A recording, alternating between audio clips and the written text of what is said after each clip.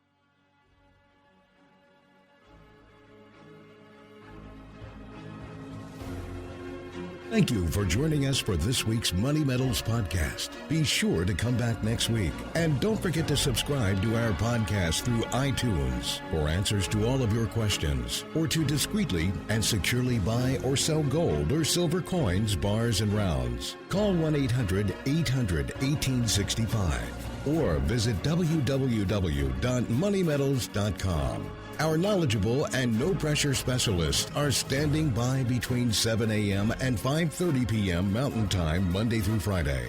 Or you can lock in your order online, 24 hours a day, 7 days a week. Again, visit us at www.moneymetals.com or call 1-800-800-1865.